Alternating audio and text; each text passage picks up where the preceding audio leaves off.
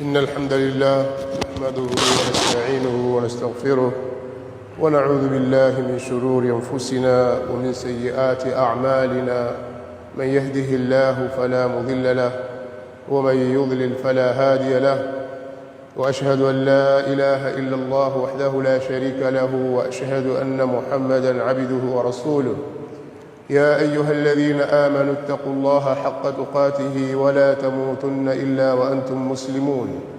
يا أيها الناس اتقوا ربكم الذي خلقكم من نفس واحدة وخلق منها زوجها وبث منهما رجالا كثيرا ونساء، واتقوا الله الذي تساءلون به والأرحام إن الله كان عليكم رقيبا. يا أيها الذين آمنوا اتقوا الله وقولوا قولا سديدا يصلح لكم أعمالكم ويغفر لكم ذنوبكم، ومن يطع الله ورسوله فقد فاز فوزا عظيما. أما بعد، فإن أحسن الكلام كلام الله، وخير الهدى هدى محمد صلى الله عليه وآله وسلم، وشر الأمور محدثاتها، فإن كل محدثة بدعة، وكل بدعة ضلالة، وكل ضلالة في النار. معشر المسلمين، أوصيكم بتقوى الله عز وجل، فإنه قد فاز المتقون. معشر المسلمين أيها الناس، katika mambo makubwa ambayo yanampasa Muislamu ni kujitambua yeye mwanadamu Muislamu,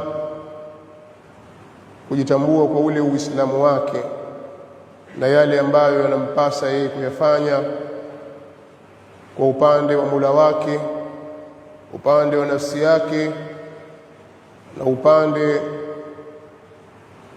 wa Waislamu wenzake na wanadamu wote kwa ujumla, kwa sababu kila mmoja ana haki zake na kila mmoja watakiwa umpe haki yake. Fa'ati kulli dhi haqqin haqqa, kila mwenye haki mpe haki yake kwa ile miqdari na kiasi ambacho kimewekwa na sheria ya Uislamu.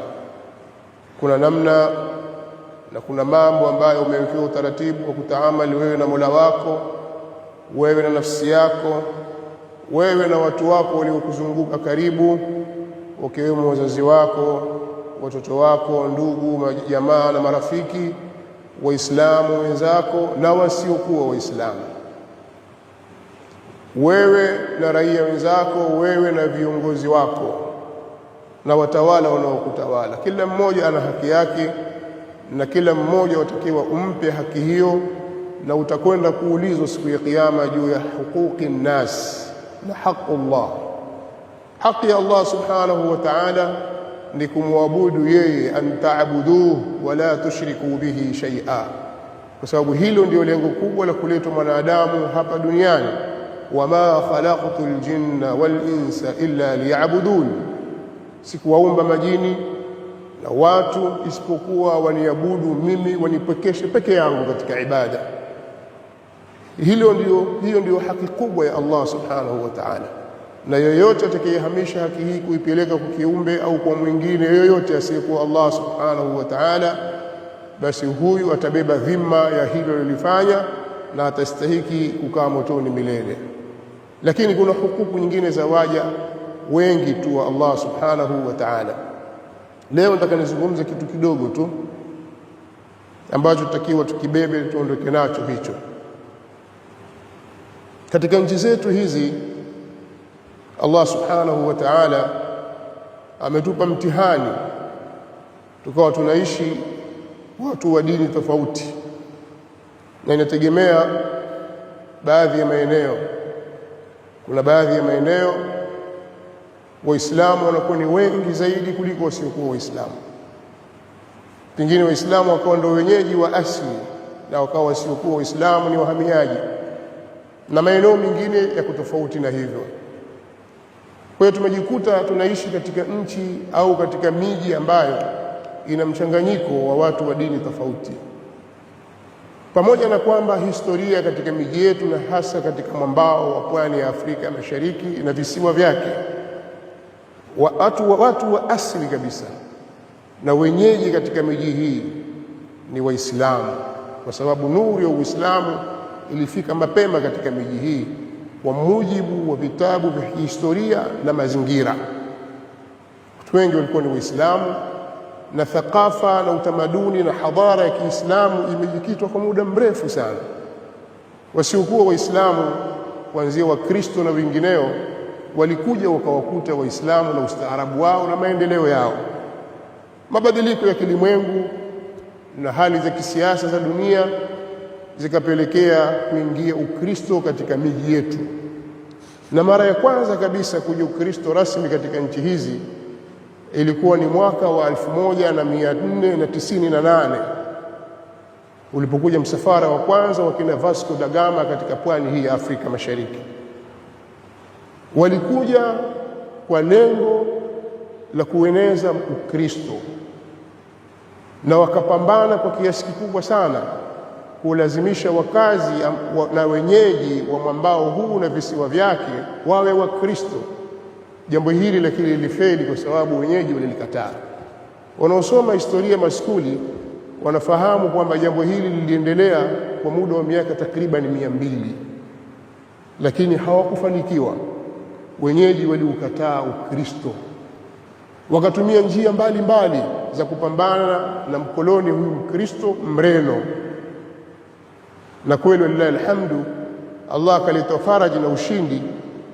Hawakuweza kuingiza Ukristo, lakini walifanya ukatili mkubwa sana. 1500, 1600 mpaka 1700 mwishoni, waliposhindwa Wareno wakaondoka zao, wakabaki utawala wa Kiislamu mpaka ilipoingia karne ya 19 walipokuja wakoloni wengine kuanzia Wajerumani, Waingereza, wakaja na siasa zao na kuonyesha kwamba wao ni wapole na wao ni kadha, wakayapenyeza makanisa yao, wakachanganyikana Waislamu kwa hila na hadaa nyingi sana. Ukisoma historia utakuta kuna hila na hadaa nyingi sana zilizoingia kwa Waislamu, lakini tukajikuta tuko katika hali hii sasa. Tuko nao, Uislamu umetuwekea taratibu na njia za kuishi na watu hawa. Ukiisoma Qur'ani tangu mwanzo mpaka mwisho utaelezewa tabia za watu wa aina hii, wao wakoje. Miongoni mwa tabia zao ni chuki na bughdha na njama za kichini chini na usiri dhidi ya Uislamu na Waislamu.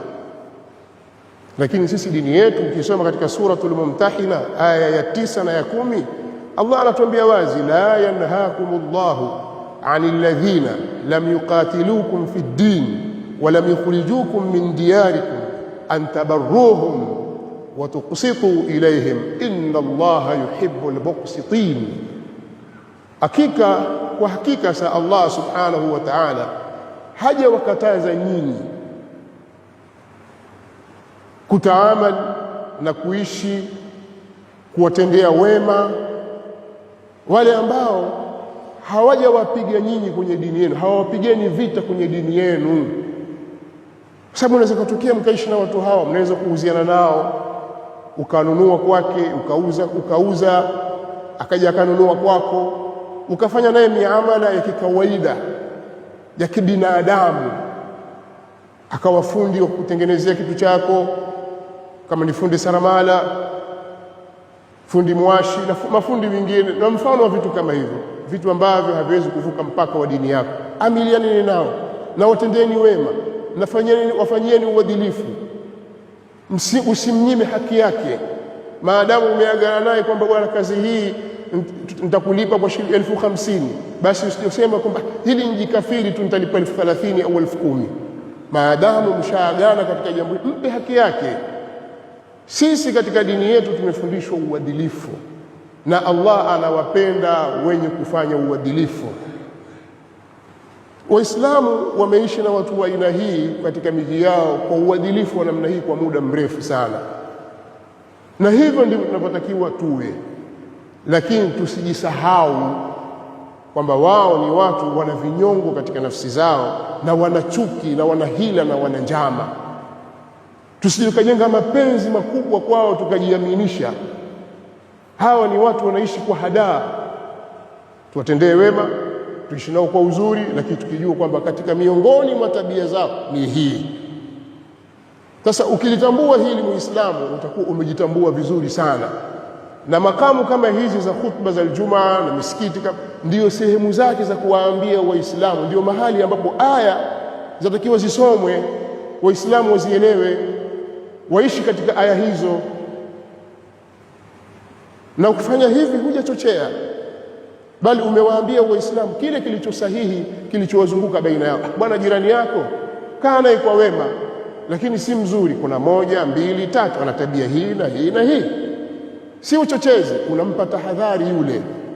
Bwana, yule jirani yako au yule ndugu yako yule jambazi, kaa naye vizuri. Hapo utakuwa umenasihi kwa wema. Sasa akiwa tabia yake ndio hiyo, basi utakuwa umemnusuru ndugu yako. Sisi tabia za watu hawa tuelezwa na Allah subhanahu wa ta'ala ndani ya Al-Qur'an kwamba hawa jamaa wakoje tangu hapo zamani mpaka leo. Wewe wadhani watabadilika? Hawawezi kubadilika. Ndio maana Allah amesema la tattakhidhu bitanata ya ayyuhalladhina amanu la tattakhidhu bitanatan min dunikum la ya'lunakum khabala waddu ma 'anittum qad badat al-baghdha'u min afwahihim wama tukhfi suduruhum akbar. Hizi ni ayati katika kitabu cha Allah subhanahu wa ta'ala. Tunatakiwa tuzisome, tuzizingatie, lakini tubaki katika misingi, tusifanye uadui kwa watu na dhulma. Tuishi kwa amani na upendo pale ambapo panastahili kufanyika upendo. Lakini aya zetu, aya za Qur'an tunazo, tunajua, na mtu ukishamjua basi utajua namna gani ya kuishi naye. نسأل الله لنا ولكم العافية والسلامة. أقول ما تسمعون وأستغفر الله لي ولكم.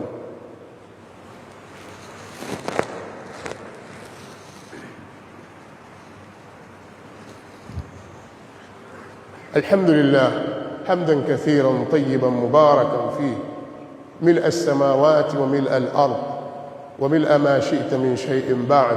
أهل الثناء والمجد أحق ما قال العبد وكلنا لك عبد. اللهم لا مانع لما أعطيت ولا معطي لما منعت ولا ينفع ذا الجد منك الجد. سبحانك اللهم لا علم لنا إلا ما علمتنا إنك أنت العليم الحكيم. والصلاة والسلام الأتمان الأكملان على البشير النذير والسراج المنير نبينا محمد وعلى آله وصحبه أجمعين والتابعين لهم بإحسان إلى يوم الدين. أما بعد أيها الناس عباد الله. Ndugu zangu Waislamu, katika mambo makubwa kabisa ya kuyasimamia sisi Waislamu katika kila wakati ni kuhakikisha tunaihami dini yetu. Ni katika mambo muhimu sana ambayo Muislamu anatakiwa ayape kipaumbele, nawe yanazunguka katika fikra yake, kuihami dini ya Uislamu kwa mali na kwa nafsi na kwa vyovyote. Walipokuwa watu wakisawasawa katika wakati huo wa Mtume sallallahu alaihi wasallam, waliibeba dini hii kwa dhamira hiyo na azma hiyo.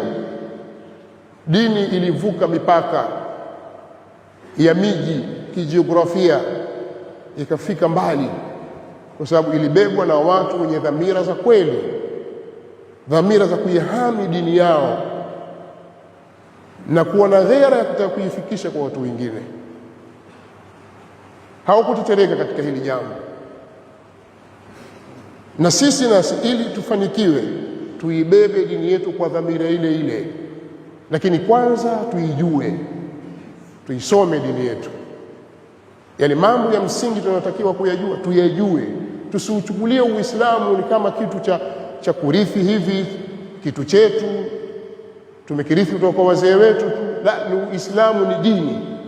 Tuubebe Uislamu tukiwa tumeuridhia, kama vile ambavyo kila siku sisi asubuhi tukiamka, kabla jua halijachomoza, na jioni tunapochwewa na jua kabla halijazama, Muislamu huwa anasema mara 3, radhitu billahi rabba wa bilislami dina wa bi Muhammadin sallallahu alaihi wasallam nabiyya. Haya ni maneno anayozungumza Muislamu kila siku asubuhi kabla ya jua halijachomoza mara 3 katika adhkari za asubuhi zile. Moja katika namna ya kusema muislamu asema maneno haya: raditu billahi rabba wa bilislami dina wa bi Muhammadin sallallahu alaihi wasallam nabii. Mimi nimesharidhika kuwa Allah subhanahu wa ta'ala ndiye Mola wangu, bwana wangu, mtawala wangu, ndiye Mola wangu mimi, na nimeridhika kuwa Uislamu ndio dini yangu mimi, na Mtume Muhammad sallallahu alaihi wasallam nimemridhia kuwa ndio nabii wangu mimi. Maneno haya wayazungumza kama muislamu unayejitambua. Kama hujitambui, basi zapita siku wala useme maneno haya. Wanaojitambua kila siku asubuhi wanaingia mkataba na Allah kwa kusema maneno haya kabla jua halijachomoza, na jioni kabla jua halijazama muislamu atamka maneno haya: raditu billahi rabba. Ni katika mafunzo ya Mtume sallallahu alaihi wasallam. Kwa nini wasema maneno haya? Ni kujaddidi imani yako na kuifanya upya na kuingia mkataba na Allah subhanahu wa ta'ala juu ya Uislamu. Kwa hiyo tujifunze Uislamu wetu, ndio tutaweza kuulinda Uislamu. Lakini pia tuwe na bidii ya kuufunza na kuufikisha Uislamu kwa wengine, lakini tusikubali pia Uislamu kuchezewa. Tuangalie taratibu na njia za kufanya, lakini tusikubali dini yetu kuchezewa. Lakini pia kumuomba sana Allah subhanahu wa ta'ala atupe nguvu na atupe salama, atukingi na shari za maadui, sisi pamoja na watawala wetu. Leo imekuwa ni jambo la kawaida katika nchi zetu, akishaingia mtawala wa Kiislamu katika madaraka, makafiri wanafanya njama nyingi sana za kumkwamisha katika jambo mpaka afuate matakwa yao. Hii ni kawaida kwao. Sasa hawa watakiwa sisi tuwatambue hii katika hili, na tuwahami watawala wetu katika hili kwa kuombea dua njema. Tukiingia na sisi katika kuwapiga vita wale wanatumia hiyo njia, kilengo ni kutufikia kwenye Uislamu wetu. Hatuzungumzi maneno haya kwa ajili ya kujipendekeza, tunazungumza dinan. Muislamu atakiwa ujitambue, lazima uwe na agenda yako ya Kiislamu. Usifuate upepo tu kwa sababu fulani kasema, fulani kasema. Hawa wana mikakati migumu kabisa dhidi ya Uislamu, na wanapokuwa na nafasi hawana huruma na Waislamu. Ni kweli jamaa zetu tunaishi nao, lakini wana tabia mbaya. Lazima tuwe tahadhari, tujitambue sisi, tusigawane kwa sababu ya ukabila wetu, tusigawane kwa sababu ya miji yetu. Kadhia ya Uislamu inapokuja iwe ni Waislamu wote, lakini silaha yetu kubwa kabisa sisi ni kumwomba Allah subhanahu wa ta'ala, baada ya sisi kurudi kwake, tukatengeneza Uislamu wetu, tukarudi kwake kwa tauba, kwa sababu ya madhambi tunayoyafanya. Allah anatusaliti na maadui, lakini pia na kuziombea nchi zetu na watawala wetu, Allah awahifadhi dhidi ya maadui. Usilichukulie suala hili kibinafsi, wakati wenzenu hawachukulii kibinafsi, wanawajenga watu wao katika mazingira haya. Mimi sitaki kueleza kwa ndani, lakini nyinyi mwafuatilia mitandao ya kijamii na maneno yanayozungumzwa ni chuki za udini, hakuna kitu kingine. Ni udini, Ukristo ndio ule utawala. Sasa wewe ndugu yako Muislamu ashambuliwa kwa sababu ya Uislamu wake, wewe wacheka, wafurahi, wewe wasaidia, hata kama kweli hakukusaidia wewe, hakukufanyia hiki, hakukufanyia kile, kufanyia kile, lakini vita aliyomwelekea ni dini, kwa sababu ya dini yake mnusuru. Hata kama asipokulipa shilingi 10, wewe mnusuru kwa sababu ya ile dini yake. Basi umeshindwa hata kuomba dua. Wao wanaweza kuwafikiana katika kuupiga Uislamu vita na Waislamu kwa ujumla, alafu wakawafanya na nyinyi pia mshabikia katika jambo hilo. Wanaweza kufanya hivyo. Nchi ngapi za Kiislamu wamezitia moto kwa dhulma na uadui? Gaza imepigwa, ikashambuliwa, ikavunjwa yote. Waislamu wangapi wamechukulia kwamba lile ni jukumu lao kwenye Gaza? Ukiangalia Waislamu wengi kuwasikiliza, utawasikia wakilaumu nchi za Kiarabu. Nchi za Kiarabu wanafiki, wameshindwa kuungana kumpiga Mpalestina. Wewe fanya juhudi gani wewe sasa? Hata ulisimama usiku katika dua zako, ya Rabbi wanusuru ndugu zetu walioko Gaza, uliomba dua. Mchango wako wewe nini katika jambo lile? Huna mchango wote, wewe ni story tu. Yule kashindwa, wewe umeweza nini? Kwa hiyo tunakwepa yale majukumu na masuhulia tunajifanya sisi hatumo kwenye mambo yanayotuhusu sisi kwa sababu ya ubinafsi wetu. Ndugu zangu katika imani, tutakwenda kuulizwa mbele ya Allah subhanahu wa ta'ala kuhusu hii dini. Tuondoshe ubinafsi wetu katika mambo yanayohusu dini. Yoyote anataka kuigusa dini yetu, awe atumia siasa, awe atumie mambo mengine yasiyokuwa siasa na taratibu nyingine, tumia mila, atumia umiji na njia yoyote atakayotumia kwa ajili ya kutaka kuutweza Uislamu wetu, sisi tusikubali kabisa. Lakini ujue kwamba maadui wa Allah subhanahu wa ta'ala hawawezi kusalitiwa juu yetu isipokuwa sisi tutakapoacha dini yetu. Katika aya 11 ya suratul Ra'd, Allah subhanahu wa ta'ala anatuambia, inna Allaha la yughayyiru ma biqaumin hatta yughayyiru ma bi anfusihim, hakika Allah hataibadilisha neema iliyowafikia watu, iliyoko kwa watu, mpaka watu wao wenyewe wabadilike. Wa idha arada Allahu biqaumin su'a fala maradda lahu, na Allah akitaka adhabu kwa kaumu yoyote hakuna wa kuirudisha. Kwa hiyo ukiona kuna kasoro umejitokeza kwetu na dhaifu imeingia, usilaumu tu, ujue udhaifu umeanzia kwangu na kwako na kwa yule. Tujirekebisheni ndugu zangu katika imani, turudi katika mstari wa sawasawa, tujue kwamba tuna jukumu ya kuilinda na kuitetea dini yetu, na sisi tuwe na dhamira ya kweli kabisa ya kuinusuru dini hii kwa ajili ya Allah subhanahu wa ta'ala. Allahumma ansur dinak wa kitabak wa sunnata nabiyik wa ibadaka almu'minin. Allahumma ansur dinak wa kitabaka wa sunnata nabiyik wa ibadaka almu'minin. اللهم من أراد بالإسلام والمسلمين سوءا فأشغله في نفسه واجعل تدبيره في تدميره يا سميع الدعاء. اللهم من أراد بالإسلام والمسلمين سوءا فأشغله في نفسه واجعل تدبيره في تدميره يا سميع الدعاء. اللهم أعز الإسلام والمسلمين وأذل الشرك والمشركين ونكس أعداءك أعداء الدين برحمتك يا أرحم الراحمين. اللهم انصر المستضعفين من المسلمين في كل مكان، اللهم انصرهم على عدوك وعدوهم فإنهم لا يعجزونك يا رب العالمين. ربنا اغفر لنا ولإخواننا الذين سبقونا بالإيمان ولا تجعل في قلوبنا غلا للذين آمنوا ربنا إنك رؤوف رحيم. وصلى الله وسلم وبارك على نبينا محمد. قوموا إلى صلاتكم.